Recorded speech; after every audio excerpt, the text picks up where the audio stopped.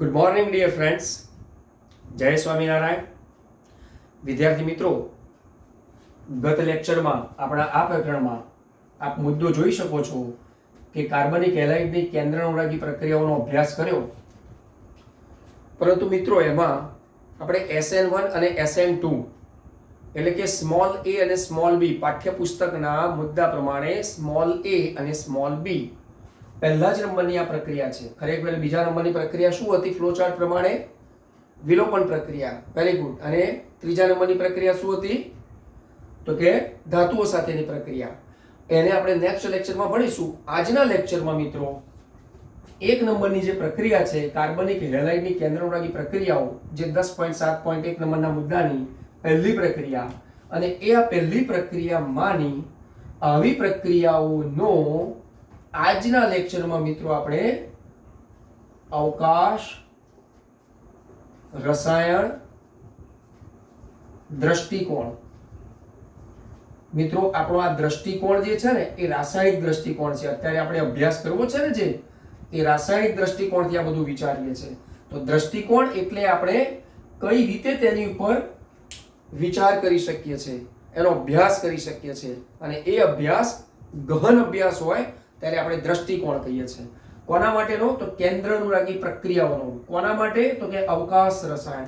મિત્રો આ અવકાશને in terminology of the English stereochemistry.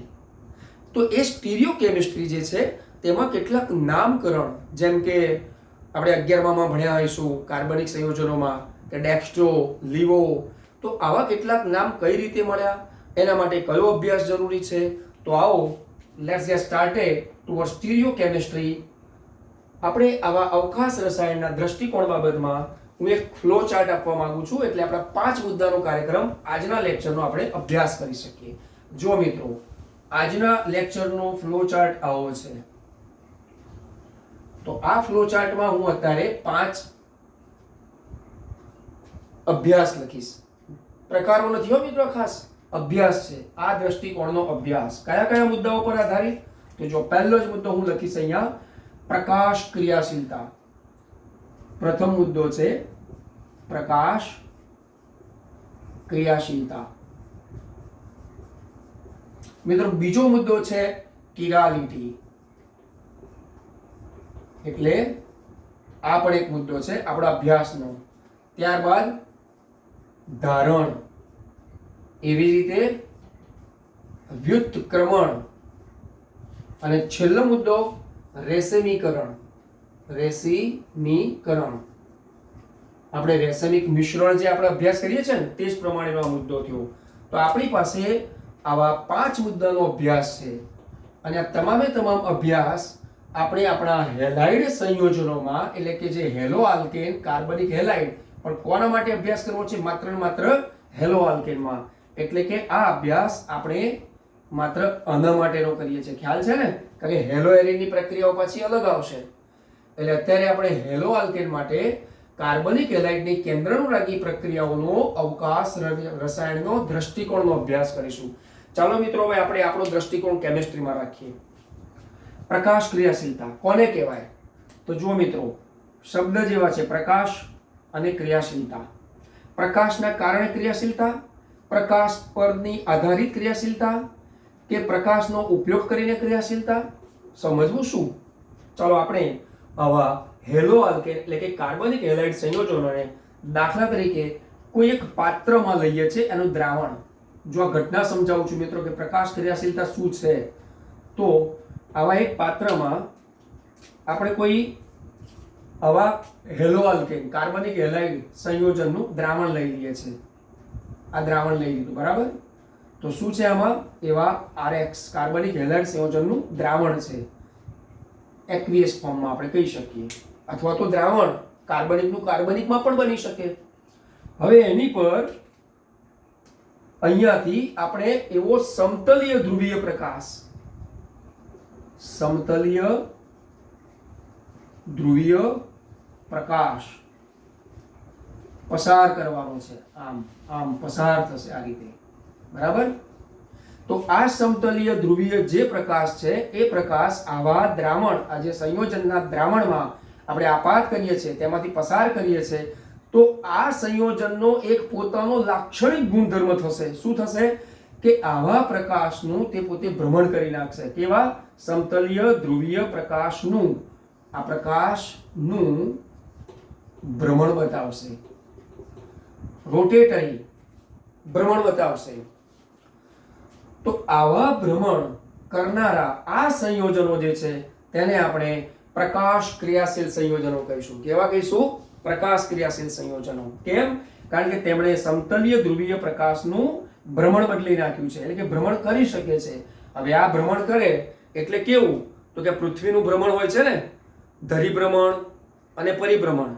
તો આપણે એવા ભ્રમણમાંનું જે ધરીભ્રમણ કે પરિભ્રમણ ની વાત કરીએ તો સૌ પહેલા આપણે આવા સંયોજનને શું કહેવાય? તો આવા સંયોજનને આપણે કહીશું પ્રકાશ ક્રિયાશીલ સંયોજન. તો મિત્રો કદાચ એમસીક્યુ બાબતમાં પ્રશ્ન પૂછે કે પ્રકાશ ક્રિયાશીલ સંયોજન શું કરી શકે? તો કે સમતલીય ધ્રુવીય પ્રકાશનું ભ્રમણ, એટલે કે સમતલીય ધ્રુવીય પ્રકાશનું ભ્રમણ કરી શકનારા સંયોજનો નીચેનામાંથી કોણ હોઈ શકે? તો કે પ્રકાશ ક્રિયાશીલ સંયોજન. હવે આવો શબ્દ ન આપ્યો હોય પરંતુ તમને સંયોજન આપ્યું હોય તો એ સંયોજન કેવા? તો આપણે આ બધા જ અભ્યાસને આધારે એને ઓળખવાના છે. તો પ્રકાશ ક્રિયાશીલ સંયોજનો જે છે, હવે મિત્રો આ પ્રકાશ ક્રિયાશીલ સંયોજનો જે છે ને એનું ભ્રમણ જ્યારે કરવાનું થશે તો એ પ્રાયોગિક રીતે થશે. મિત્રો એનો આપણે પ્રાયોગિક અભ્યાસ પ્રાયોગિક રીતે, ખાસ ધ્યાન રાખજો મિત્રો, એક શબ્દ લખું છું તમને હાઇલાઇટ થાય એટલા માટે, કારણ કે ફિઝિક્સ પણ આમાં એટલું જ ઉપયોગી છે અને એ જે સાધનોનો ઉપયોગ થાય છે એનો આપણે ગહન અભ્યાસ નહીં કરીએ પણ નામ જાણીશું. જેમ કે પોટેન્શિયોમીટર નામ જાણ્યું છે ને પોસ્ટ પોટેન્શિયલ માટે, એવી રીતે અહીંયા આ ભ્રમણ કરવા માટે જે સાધન વપરાતું હોય છે પ્રાયોગિક રીતે પોલેરીમીટર. તો આવા પોલેરીમીટર સાધનનો ઉપયોગ કરી પ્રાયોગિક રીતે આવા પ્રકાશ ક્રિયાશીલ સંયોજનો તેમનું જે ભ્રમણ બતાવે તે જે ભ્રમણ છે પોલેરીમીટરથી ભ્રમણ થશે. અને મિત્રો આ ભ્રમણ, હવે હું તમને કહી શકું કે આ ભ્રમણ બે રીતે હોઈ શકે. કઈ બે રીતે હોઈ શકે? તો clockwise CW and anti clockwise ACW. તો મિત્રો ઘડિયાળના કાંટાની દિશામાં છે, ઘડિયાળના કાંટાની દિશામાં ધેટ મીન્સ આ રીતે આપણે કહીશું, આમ ઘડિયાળનો કાંટો જે રીતે ફરતો હોય છે ને, અહીંયા ઉપર 12 હોય, આ બાજુ આ રીતે 3 હોય, 6 હોય, 9 હોય, તો ઘડિયાળના કાંટાની દિશામાં. તો આ બધો જે અભ્યાસ થયો છે મેં તમને 11મા ધોરણમાં પણ વાત કરી હતી મિત્રો. કેમિસ્ટ્રી ઈસવીસન 700 થી વાત કરી હતી, અહીં ટૂંકમાં પતાવી દઈએ તો એ ગ્રીક ભાષામાંથી ઉદ્ભવેલો શબ્દ છે જેને કેમિસ્ટ કહેતા કિમિયાગર, અને કેમિસ્ટ્રી કહેતા કિમિયાગરોનું આખું શાસ્ત્ર છે. એટલે ગ્રીક એમાં મોખરે રહેતું હોય છે. એટલે હવે આવા ભ્રમણને ગ્રીક પરિભાષા મુજબ એમને ડેક્સ્ટ્રો રોટરી કહેવાતા. રોટરી એટલે મેં તમને કીધું ભ્રમણ, તો ડેક્સ્ટ્રો રોટરી કહેતા. તેનો પહેલો સ્મોલ લેટર્સ લીધો D. હવે જો તેનું મૂલ્ય બતાવવું હોય ને તો આ એનું ભ્રમણ છે ડેક્સ્ટ્રો, અને આપણે કહીશું ડેક્સ્ટ્રો, ઇંગ્લિશમાં કહીએ તો DEXTRO ડેક્સ્ટ્રો, જેને આપણે ગુજરાતીમાં લખવું હોય તો જમણેરી, જમણી બાજુનું. જુઓ આમ જમણેરી જાય છે ને, આમ ઊભા આવીએ તો આમ જમણેરી છે. પ્રયોગકર્તાની સામે આપણે જ્યારે અભ્યાસ કરતા હોઈએ, હું તમારી સામે આવ્યો તો હવે આ મારો જમણેરી થયો અને આ મારો ડાબેરી થયો. That means here is this is the center of carbon, here is this one group, this is the left, and here is this the other group, this is the right. So right is equal to dextro, that means in Gujarati words jamneri, and here is this is the Gujarati words of daberi. તો મિત્રો આ રીતે જમણેરી અને ડાબેરી એટલે આને આપણે કહી શકીશું જમણી બાજુનું ભ્રમણ. હવે એના મૂલ્યની જો વાત કરીએ ને મિત્રો, મૂલ્ય તો એમના મૂલ્ય પણ બતાવવા પડતા હોય છે. આવા જે મૂલ્ય છે ને દક્ષિણ ભ્રમણીય, એમને આપણે કહીએ છીએ પ્લસ. હવે જુઓ આ ડેક્સ્ટ્રો છે જમણી બાજુનું છે, અને આને આપણે ગુજરાતીમાં વળી પાછું જેમ જમણી બાજુનું કીધું ને તો બીજું એક નામ આપવું હોય તો અહીંયા હું આપી દઉં. આ કાળી પેનથી મિત્રો લખું છું, આને આપણે દક્ષિણ ભ્રમણીય કહીશું. દક્ષિણ ભ્રમણીય, સમજી ગયા મિત્રો? હવે આવી રીતે અહીંયા લખવું છે એન્ટી ક્લોકવાઇઝમાં તો વળી પાછો પેલો ગ્રીક ભાષાનો શબ્દ લીવો. જો મિત્રો આ અવકાશ વિન્યાસ રસાયણ દરિયો છે. ઘણા આગળના અભ્યાસોમાં તમે જશો અને ક્યાંક મેડિકલ સાયન્સમાં અથવા તો ક્યાંક ફાર્મસીમાં તો ફાર્માકોપિયા ભણવાનું આવે, એટલે કે દવાઓ વિશેનો અભ્યાસ, ઔષધો વિશેનો અભ્યાસ. તો એમાં અવકાશ વિન્યાસ રસાયણ મોખરે છે, સ્ટીરિયોકેમિસ્ટ્રી. વાય? કારણ કે દવાઓને ક્યારેક તેમના સમઘટકતામાં ફેરવી, સમઘટકો બદલી તેની ક્રિયાશીલતામાં વધારો કરી શકાય. તો જો મિત્રો, અહીંયા ક્રિયાશીલતામાં વધારો કરવા માટે આવા સંયોજનો સમતલીય ધ્રુવીય પ્રકાશનું ભ્રમણ બદલી શકે છે. હું એક ઉદાહરણ આપવા માંગુ છું. આ લીવો શબ્દ પરથી હું લખતો પણ જઈશ અને તમને ઉદાહરણ આપીશ.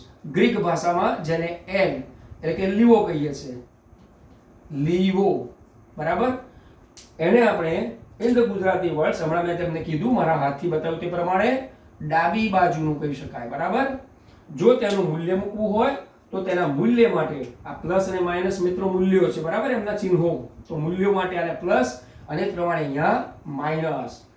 જો આમને ગુજરાતીમાં કઈ બાજુનું ભ્રમણ એવું લખવું હોય તો જેમાં દક્ષિણીય ભ્રમણીય છે તેમાં ડાબી બાજુનું ભ્રમણીય છે એને વામ ભ્રમણીય કહી શકાય. ખબર છે, ઔષધ શાસ્ત્રમાં અને ખાસ કરીને જે આયુર્વેદ શાસ્ત્રની અંદર જમ્યા પછી 15 મિનિટ તમારે વામ કુક્ષી કરવી, આવું કહેવામાં આવે છે. આ વામ ધેટ મીન્સ ડાબેરી. ઊંઘી નથી જવાનું, માત્ર પડખે આંખ મીચીને પડ્યા રહેવાનું છે અને તરત જ 10-15 મિનિટમાં પાચનની ક્રિયા તેજ થઈ જાય, તમારે ઊભા થઈ પાછી કેમિસ્ટ્રી ભણવાની છે. એક્ઝેક્ટલી. તો એવી રીતે અહીંયા વામ ભ્રમણીય છે મિત્રો.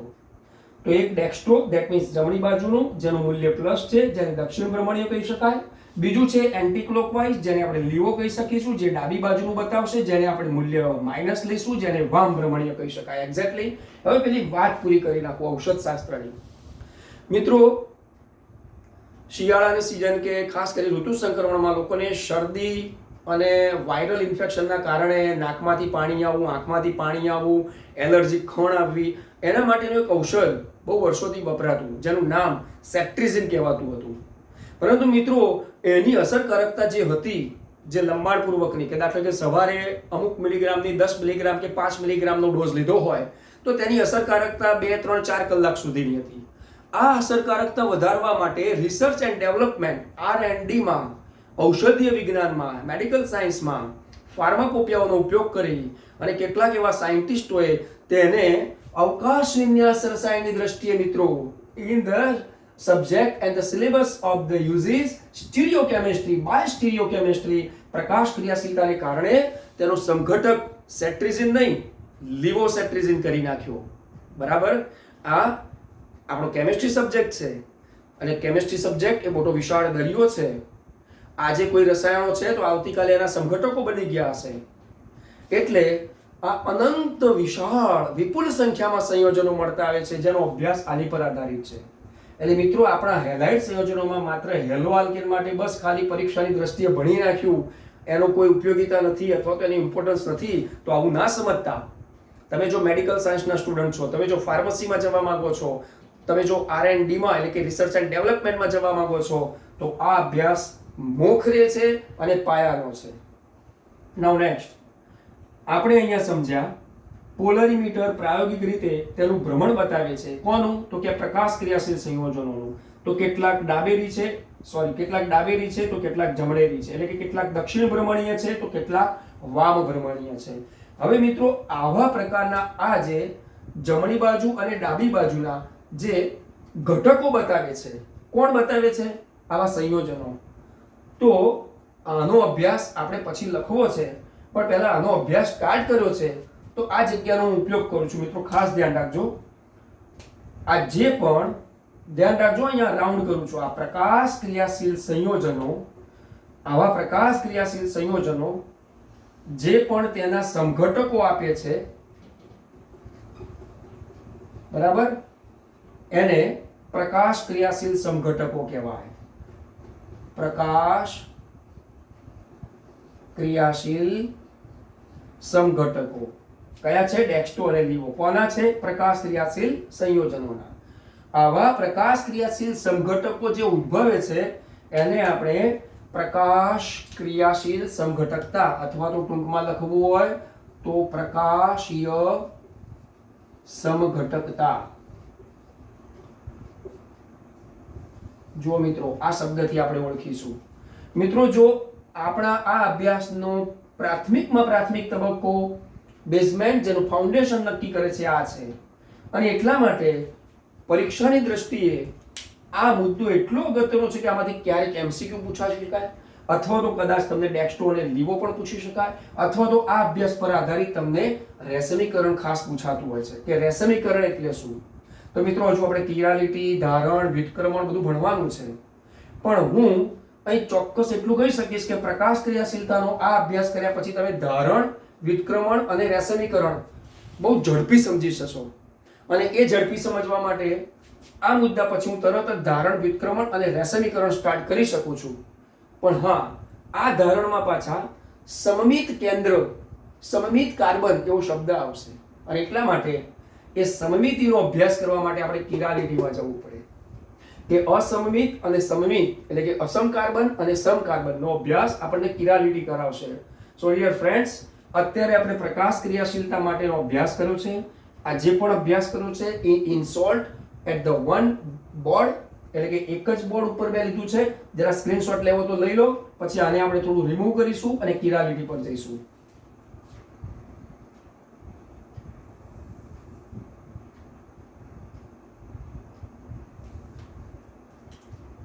મિત્રો સ્ક્રીનશોટ લઈ લીધો હશે, બરાબર? ચાલો હવે હું આને રિમૂવ કરું છું. આપણી પાસે આટલા શબ્દો હોવા જોઈએ.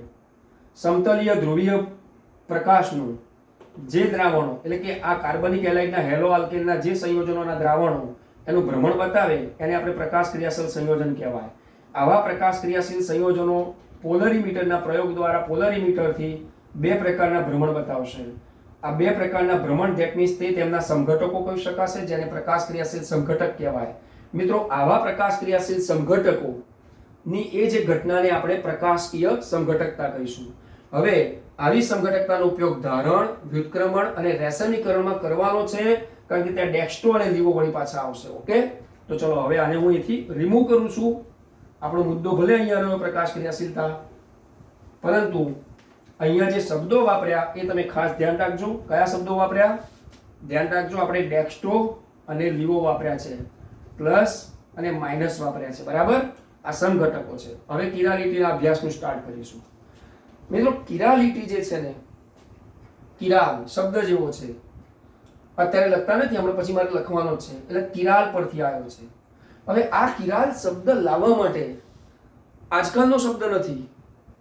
In the sense of the 1848, મિત્રો 1848માં એ વખતના અભ્યાસમાં લુઈ પાસ્ચર થઈ ગયા. લુઈસ પાસ્ચર આવા જે વૈજ્ઞાનિક થઈ ગયા, લુઈસ પાસ્ચર, એમણે શું વાત કરી તમને લખી આપું કે સમાન સાંદ્રતા વાળા દ્રાવણો હોય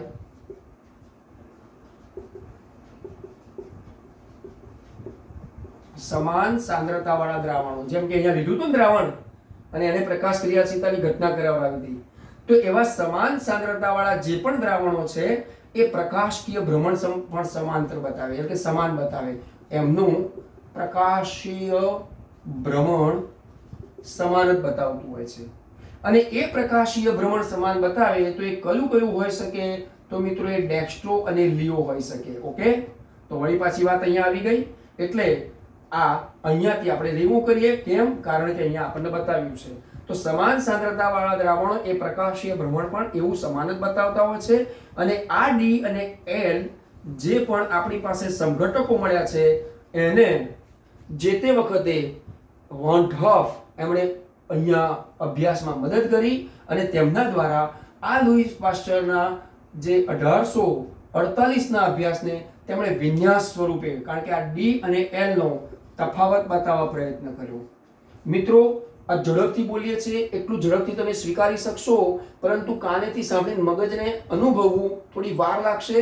એટલે આપણે પાઠ્યપુસ્તકનો પણ એટલો જ અભ્યાસ કરતા રહેવાનું. આ તફાવત જે બતાવ્યો ડી અને એલ વચ્ચેનો, એ તફાવતના અભ્યાસને આ વૈજ્ઞાનિકો દ્વારા આપણા રસાયણ વિજ્ઞાનમાં, અવકાશ રસાયણમાં એનો વિન્યાસ કહેવામાં આવ્યો. ખબર છે? આમ આપણે ન્યાસ કરીએ આવી જુદી જુદી ક્રિયાઓ દ્વારા, અહીં વિન્યાસ છે એટલે કે જુદી જુદી ક્રિયાઓ દ્વારા એટલે એક વખતે ક્યારેક ડેક્સ્ટ્રો મળશે, બીજી વખતે લીવો મળશે, એટલે કે ક્યારેક જમણેરી મળશે, ક્યારેક ડાબેરી મળશે. તો આવો વિન્યાસ બતાવવામાં આવ્યો. અને મિત્રો આ વિન્યાસમાં આપણે બે વિન્યાસ થઈ શકે, વિન્યાસમાં બે ભાગ પડી શકે. કયા બે ભાગ? તો જુઓ મિત્રો, એક અસમ કાર્બનનો ભાગ અને બીજો સમ કાર્બન. હવે મિત્રો તમને થશે કે સાહેબ અસમ અને સમ કાર્બન શું છે? તો વળી પાછા આપણે શું ધોરણ 11 માં પાછા જવું છે? ના જવું હોય અને છતાંય સમજવું હોય તો જુઓ, બે ઉદાહરણો તમને લખી આપું. દાખલા તરીકે અસમ કાર્બન માટે હું તમને લખી આપું, બ્યુટેન ટુ ઓલ આવી રીતે છે. બ્યુટેન ટુ ઓલ, બરાબર, એ આનું ઉદાહરણ થયું. અને મિત્રો સમ કાર્બન માટે લઈએ તો એક કાર્બન ઓછો કરી નાખીએ આમાં, CH3 આજુબાજુ, બરાબર. વચ્ચે જે CH2 હોય પ્રોપેનમાં, એના એક હાઇડ્રોજનનું વિસ્થાપન OH વડે કરો એટલે પ્રોપેન 2 ઓલ આવશે. એટલે અહીંયા જો હું ઉદાહરણ લઈશ ને તો પ્રોપેન 2 ઓલ. ઓકે, ચલો, અસમ કાર્બન માટે બ્યુટેન 2 ઓલ અને સમ કાર્બન માટે પ્રોપેન 2 ઓલ, આ બે ઉદાહરણ દીધા છે મિત્રો. હવે એમાં જે કાર્બન છે ને, એ કાર્બનનો જો અભ્યાસ કરીએ તો આનું સ્ટ્રક્ચર આપણે જોઈએ. ચલો, આ અત્યારે એ નંબરનું ઉદાહરણ લઈએ, મારે ફરીથી નામ ના લખવું પડે. આ એ નંબરના ઉદાહરણમાં આપણે આવું લઈએ. જો આ C છે, બરાબર. પછી ધારો કે હું કહું તો આ CH2 CH3 છે, બરાબર.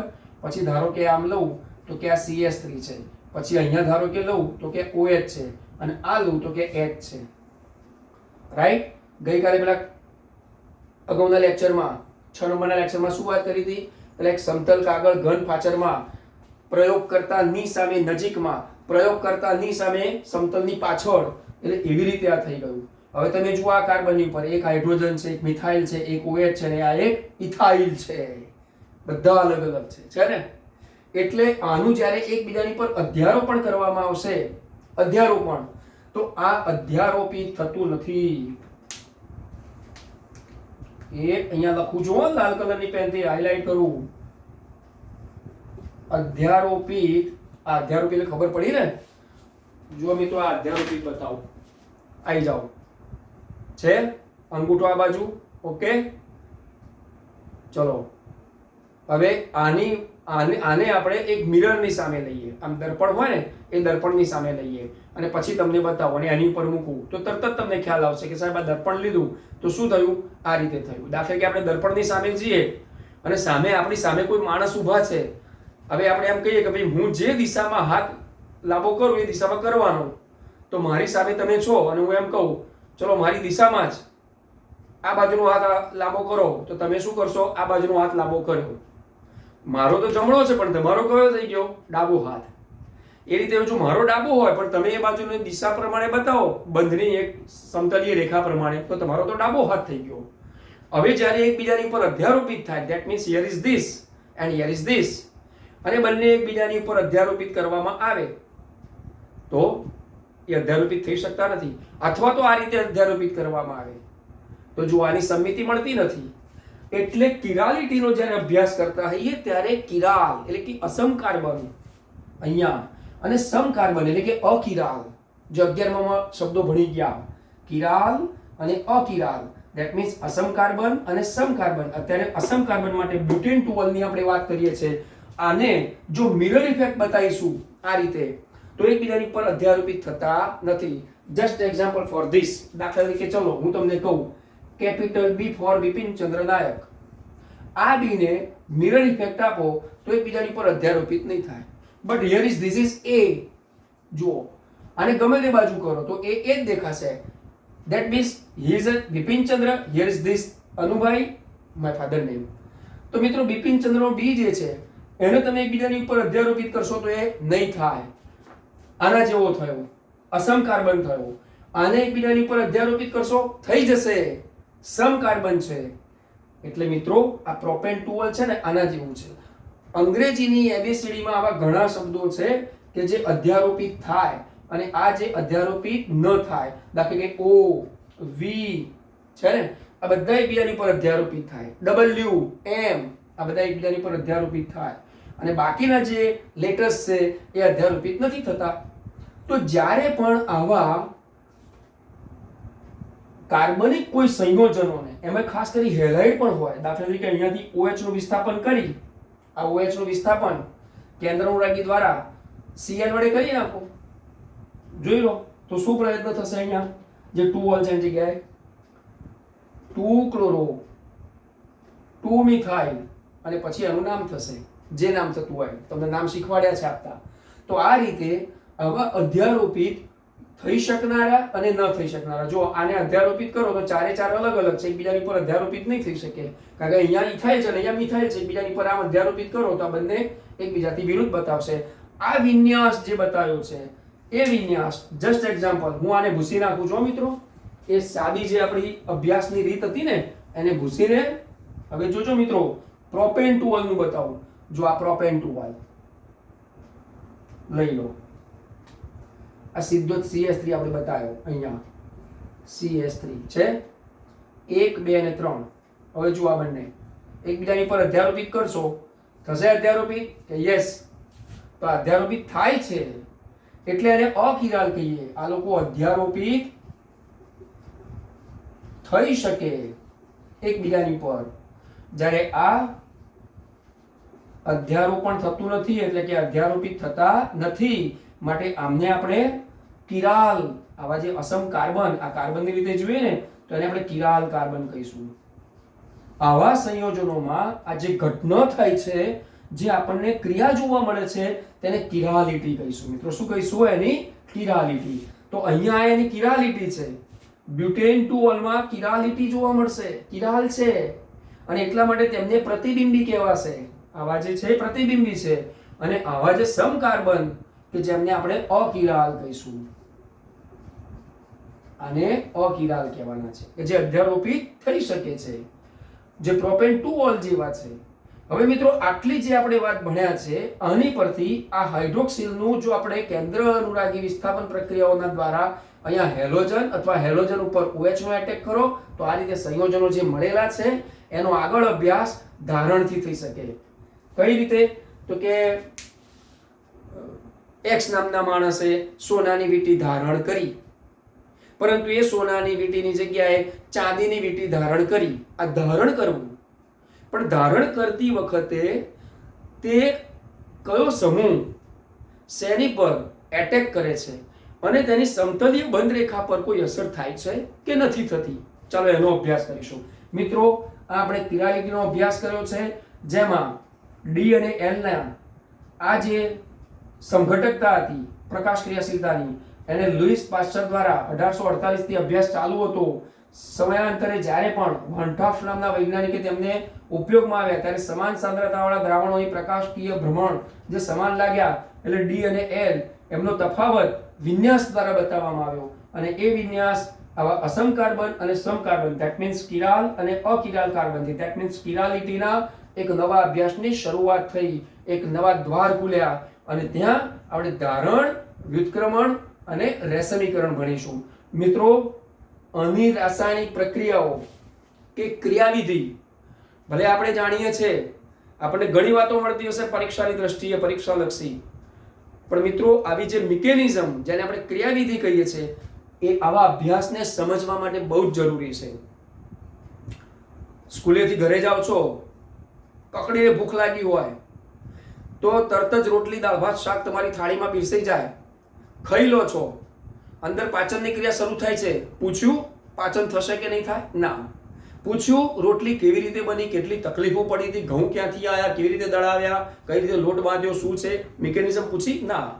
એટલે મિકેનિઝમ પર તમે જતા નથી અને સીધો જ ખોરાક ખાઈ લઈએ છે. એટલે મિત્રો એ મિકેનિઝમમાં ખરેખર કેટલા સ્ટેપથી થાય છે, એમાં શું તકલીફો પડે છે, એમાં કયા પરિબળો વપરાય છે, જાણવું બહુ જરૂરી છે મિત્રો.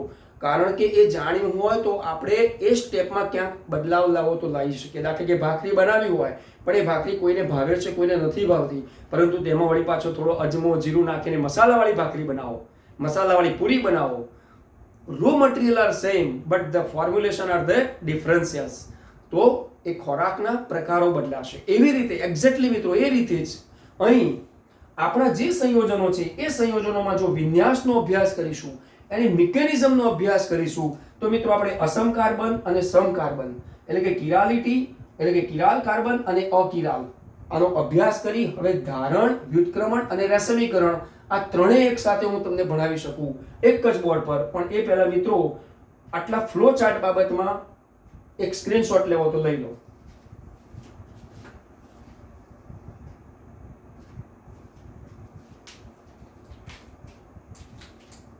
નાઉ rebate to this our board.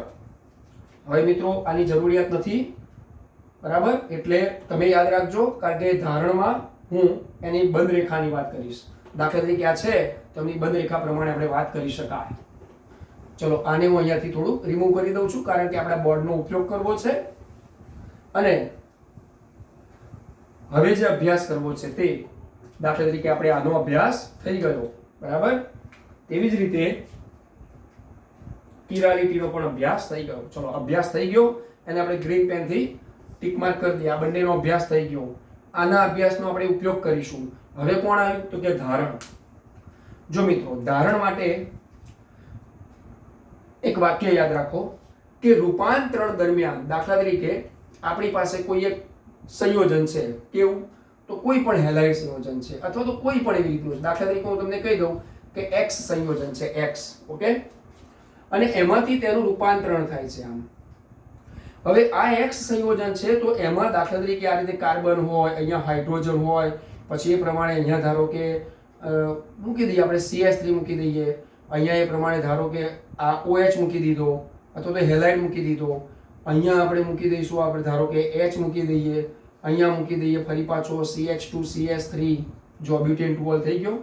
આવી રીતે 2 ક્લોરો 1 2 3 4 બ્યુટેન થઈ શકે ને. અહીંયા જો ક્લોરો મૂકો તો મળી શકે ને, 1 and 2 2 ક્લોરો બ્યુટેન થઈ શકે. તો આવી રીતે આ જે સંયોજન છે એને આપણે X માની લો.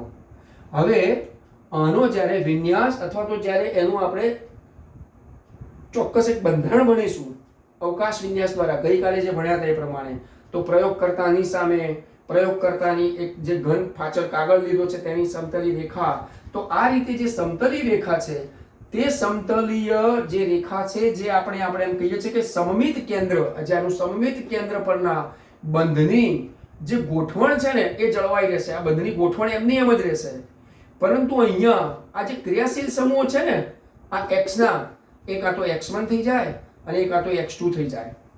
દાખલા તરીકે અહીંયા OH હોય તો એનો Cl થઈ જાય. સમજી ગયા વાતને?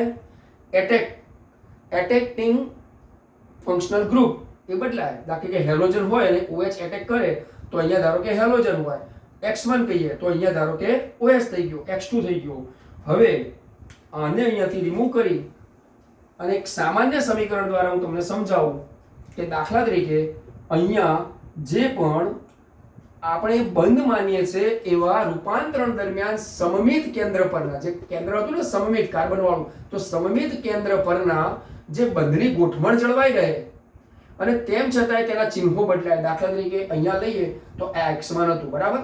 અહીંયા x તો હતો જ અને અહીંયા તેનો ક્રિયાશીલ સમૂહ બદલાયો, બાકી આ બધા છે. એવી જ રીતે જો ધારો કે આપણે એનો વિન્યાસ વાળા કરો ને કિરાલિટીમાં, તો અહીંયા ધારો કે એવા x માટે કહીએ તો આ બધું એમનું એમ રહે, પરંતુ અહીંયા હું કહું x2 છે. તો આનો મતલબ એ થયો કે તેના મૂલ્યો બદલાય છે. તમે જોઈ શકો છો તેના મૂલ્યો બદલાય. હવે આને આપણે પાછું ભ્રમણ પણ બદલી શકાય. આનો મતલબ એ થયો કે એક ડેક્સ્ટ્રો છે અને એક લીવો છે, એટલે એના ચિહ્નો બદલી શકાય છે. એટલે આવા પ્રતિબિંબી અથવા તો જે આપણે કહીએ છીએ કે પ્રકાશ ક્રિયાશીલ, કે જે આપણે અધ્યારોપિત એકબીજા પર નથી થઈ શકતા, અને એવા સમઘટકો માટે આપણે પ્રકાશ ક્રિયાશીલતાની વાત કરતા હતા, કિરાલિટીની વાત કરી ગયા, તો એની પરથી ધારણ કોને કહેવાય?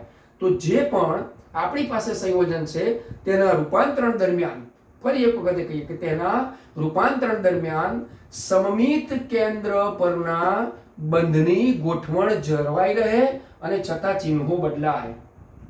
મિત્રો વાક્ય લખી આપું. આજે રૂપાંતરણ થયું, બરાબર? અહીંયા રૂપાંતરણ થયું, તો એ રૂપાંતરણ દરમિયાન જે સમમિત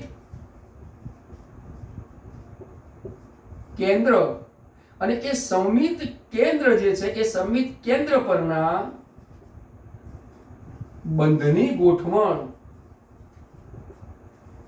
જળવાઈ રહે, માત્ર મૂલ્યો, જેને આપણે શું કહીએ છીએ, તેના ચિહ્નો, જે પ્લસ અને માઇનસ કહે છે તે જ બદલાશે. બરાબર? એટલે કે અહીંયા પ્લસ ધારો કે કહીએ, પ્લસ કહીએ, ધારો કે માઇનસ કહીએ. હવે જુઓ મિત્રો, આ વાક્ય રચના હું અહીંયાથી દૂર કરી નાખું છું. કેમ? કારણ કે મારે હજુ આની અંદર એક ત્રીજું રૂપાંતરણ, આ તો રૂપાંતરણ છે પણ એ રૂપાંતરણ દરમિયાનમાં બંનેનું એક મિશ્રણ બતાવવું છે.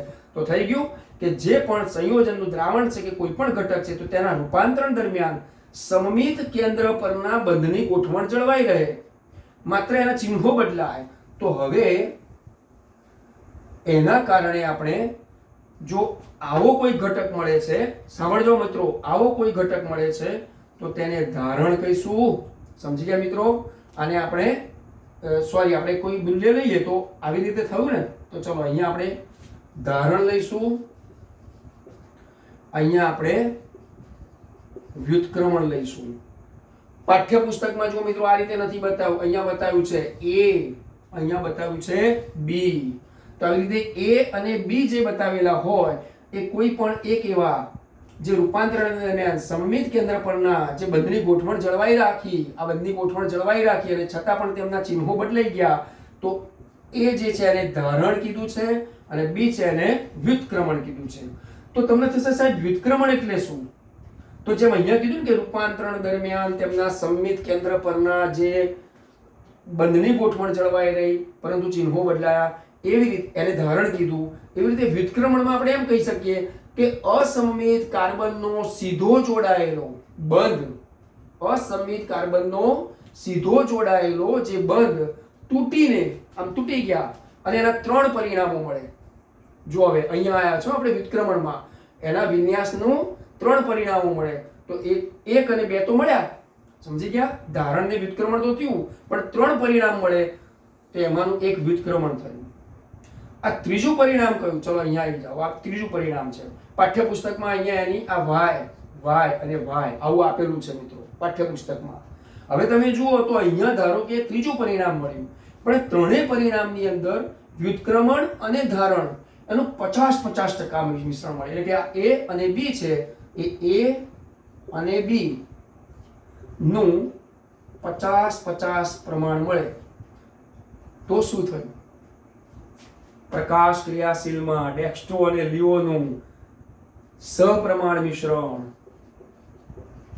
સપ્રમાણ મિશ્રણ, તેને આપણે કહીશું રેસેમિક મિશ્રણ. હવે જુઓ મિત્રો, અહીંયા આવું રેસેમિક મિશ્રણ બનાવવાની ઘટના કરી છે ને, આ બનાવ્યું અને માટે આ જે બનાવવાની ઘટના છે એને આપણે કીધું રેસેમીકરણ. પણ આ રેસેમીકરણમાં શું બન્યું? તો કે રેસેમિક મિશ્રણ. તો રેસેમિક મિશ્રણ એટલે શું?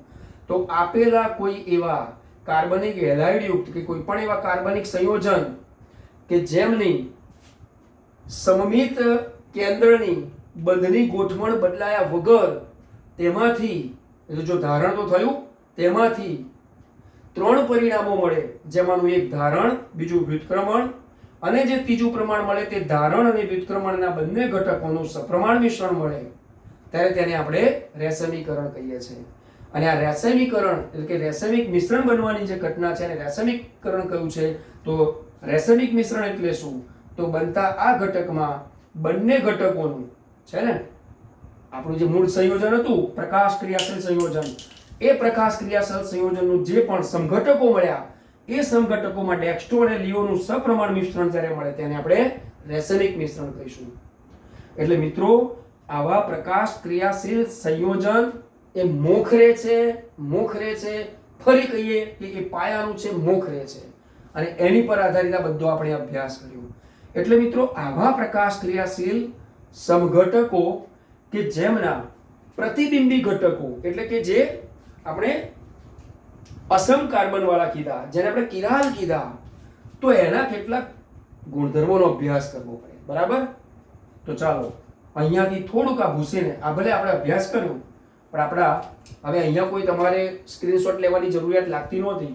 તો આ તમામ અભ્યાસના પરિણામે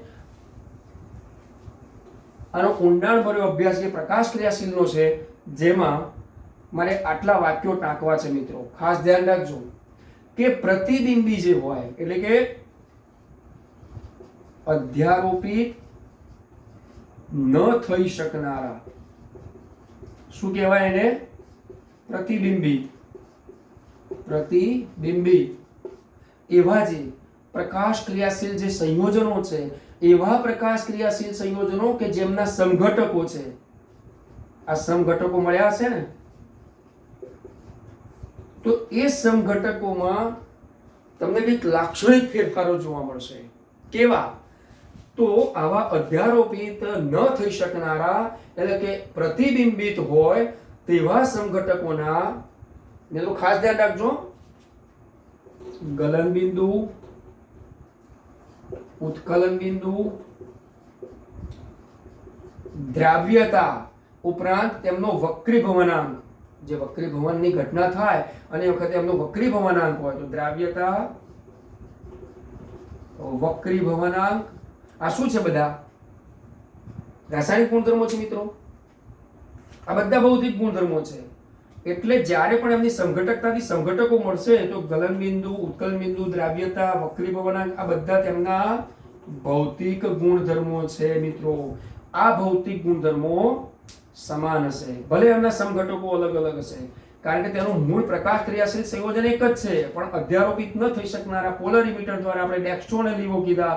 અને આવા જે સમઘટકો છે તેમના ગલન બિંદુ, ઉત્કલન બિંદુ, દ્રાવ્યતા, વક્રીભવનાંક આવા ભૌતિક ગુણધર્મો સમાન જોવા મળશે આ સમઘટકોમાં. અને તેમ છતાં એવા ડેક્સ્ટ્રો અને લીઓનું સપ્રમાણ જે પણ આપણે મિશ્રણની વાત કરી, જે અહીંયા A અને B નું સપ્રમાણ મિશ્રણ પાઠ્યપુસ્તક પ્રમાણે હતું, એ મિશ્રણને આપણે રેસેમિક મિશ્રણ કહીએ છીએ. અને મિત્રો આવા રેસેમિક મિશ્રણનું ભ્રમણ, કોનું? આ રેસેમિક મિશ્રણનું ભ્રમણ શૂન્ય હોય. એટલે કે +20 અને -20 અથવા તો +10 અને -10, ઓકે, તો એટલા માટે એમનું ભ્રમણ શૂન્ય હશે. બાકી તો ડેક્સ્ટ્રો હોય ત્યારે આપણે જમણેરી બતાવ્યું તો કે જમણેરીમાં +5 થયું પોલરીમીટર ઉપર, પણ ડાબેરીમાં ધારો કે -8 હોય, -7 હોય, -2 પણ હોઈ શકે, વગેરે વગેરે. આ માઇનસ અને પ્લસ ચિહ્નો છે. ડેક્સ્ટ્રો અને લિયો તેના સમઘટક છે. એટલે મિત્રો આપણે કાર્બનિક હેલાઇડ ભણતા હોઈએ ને, તો કાર્બનિક હેલાઇડ એ ઔષધોમાં પૂરજોશથી વપરાતા સંયોજનો છે. ક્લોરોક્વિન, પ્રિમાક્વિન, ક્લોરોક્વિન સલ્ફેટ, એસ્પિરિન, આવા બધા કેટલાક હેલો આલ્કેનથી એટલે કે આલ્કિલ હેલાઇડ હોય કે ચાહે પછી એરાઇલ હેલાઇડ હોય, સ્ટ્રક્ચર વાળા, ચક્રીય. પણ મિત્રો આપણું જે અવકાશ રસાયણ વિજ્ઞાનનો દ્રષ્ટિકોણ છે, આજના લેક્ચરમાં આખો એક લેક્ચર આપણે ઘણો લાંબો લેક્ચર લીધો છે ઓનલાઈન આ એજ્યુકેશન હોવા છતાં, પણ મિત્રો ખૂબ પાયાનો અભ્યાસ છે.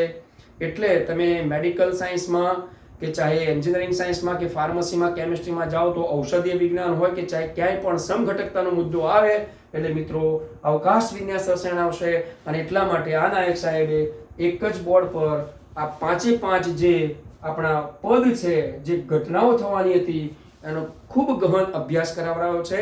એટલે આશા રાખું કે નેક્સ્ટ લેક્ચરમાં તો ઉપયોગી થશે જ, પરંતુ આજીવન તમારી પાસે સ્ટીરિયો કેમિસ્ટ્રીનો દ્રષ્ટિકોણ પાવરફુલ થવો જોઈએ. અને એ માટે મિત્રો wish you all the best.